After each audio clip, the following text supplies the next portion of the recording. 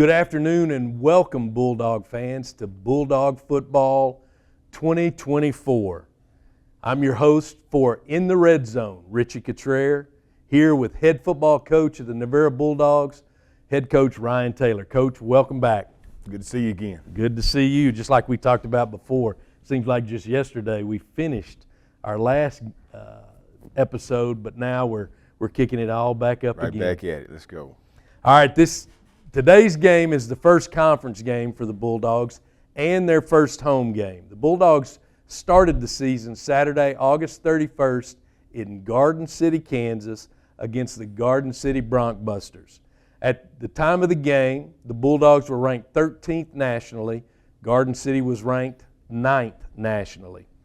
Things kicked off really quick for the Broncbusters as they took the ball down and scored first with 2 or 3 minutes gone in the first part of the game, but the Bulldogs responded and held the Broncbusters out of the end zone or any kind of kick through the uprights until 6.5 minutes left in the fourth quarter. Coach Taylor, let's talk a little bit just overall the game itself. How did you feel after the victory 34-20?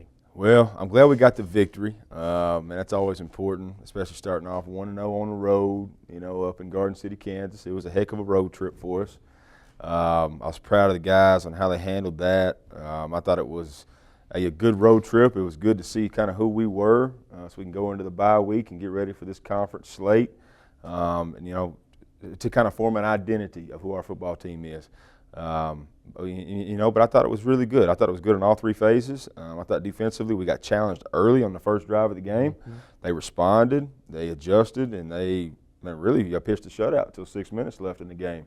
And I thought offensively we rattled off some good drives early in the game to kind of get us that cushion. We relied on the run game late, and just to kind of buy some time. And special teams was perfect, so it was a good game. And I thought it was a good trip by everybody involved. Did you have an opportunity to rotate in a number of players on both sides of the ball and get them some playing time? Absolutely. Try to get out there and get in the middle of it. Yes, sir. I think on both sides of the ball we rotated ones and twos all day long.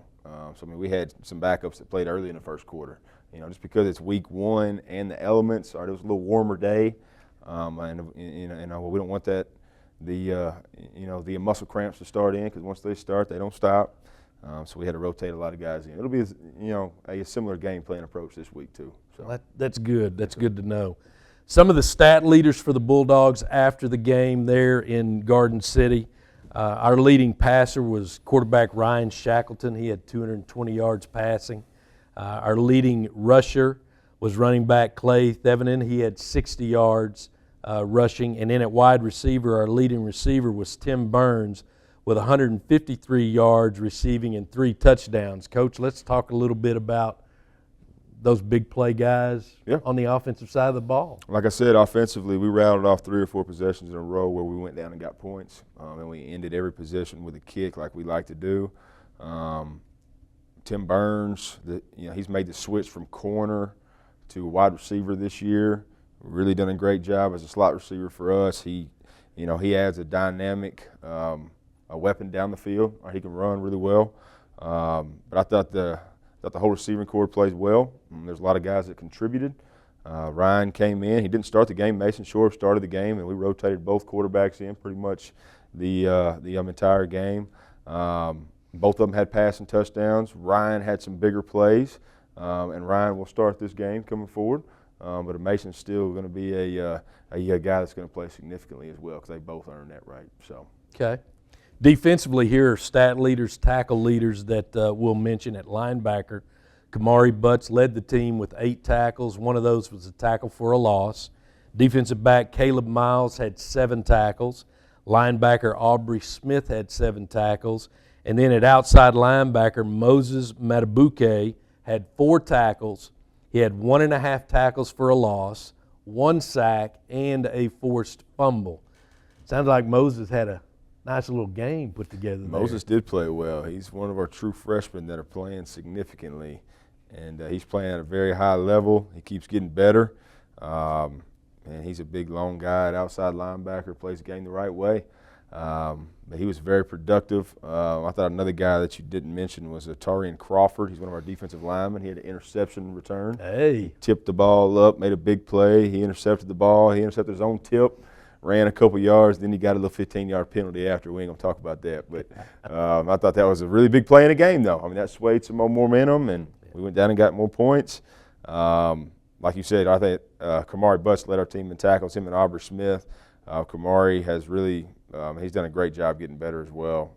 He's a young linebacker from a freshman that, he actually redshirted with us last year. Yeah. Ran scout team all last year, and now he's a significant, contributor on the defensive side of the ball.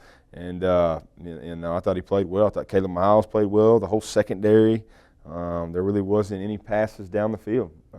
All their passes were at the line of scrimmage. So I thought they did a really good job owning the air back there. So it was a good defensive win. Okay, now we got to keep cleaning things up on both sides, but I think you see a lot of improvement going from week 1 to week 2 in all those phases, and we just got to continue to improve.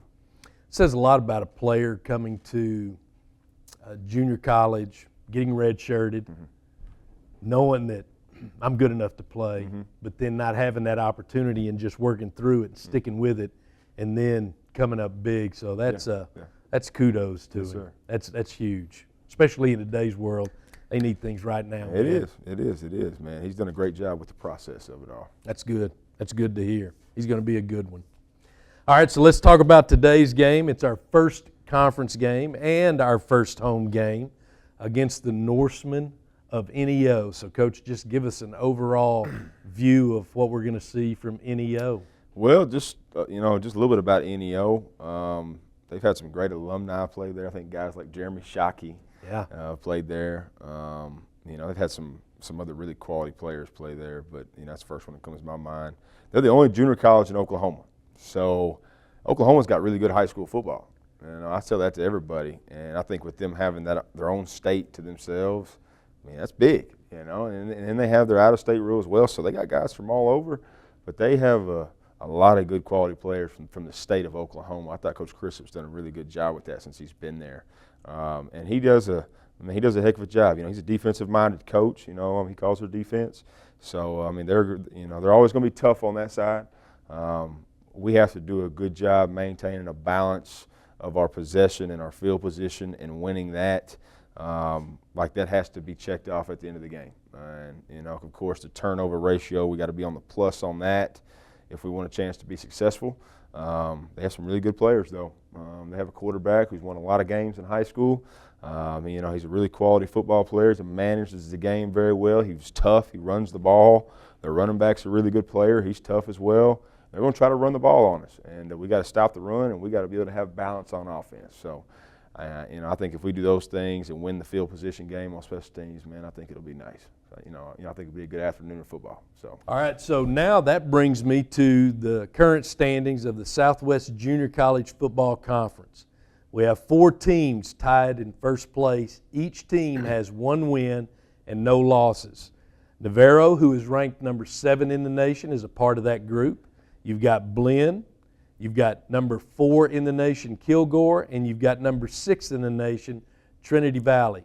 Coach, talk a little bit about the fact that we've got 3 teams in our conference in the top 10 in the nation. So, I think it says a lot about our conference from top to bottom. I think every team in our conference is a quality team. They got quality coaches. I think with us 3 in the top 10, it just speaks volumes of the type of competition that we have week in and week out. And just because you're in the top 10 right now don't mean you're going to be there at the end. You got to keep going every week. It's a week-by-week deal, and just because you start at the bottom doesn't mean that's where you're going to start, doesn't mean where you're going to finish. If they can, if those teams can get some wins under the belt, you never know how your season can go. So it's a week-by-week deal, and you can't overlook that in our conference. Well, it's tough. Do you remember the top 3 teams in the rankings in the nation? Yep. Do you know Yep. who are those? So the top 3 is now Hutchinson, because they just beat Iowa Western, and then Snow's number 2, and I believe Kilgore's number 3. Trinity Valley, I believe 6. Yep.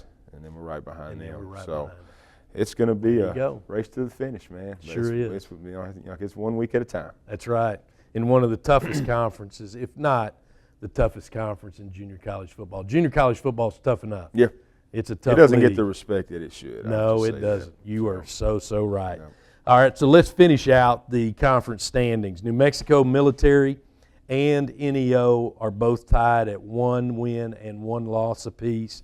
And then at the bottom we have Cisco that has not won a game. They've played 1 game, and they'll play today as well. And Tyler at this time is 0-2. So you see where the Bulldogs stand. Right now we're in good position. Conference-wise, we have our first conference game against NEO.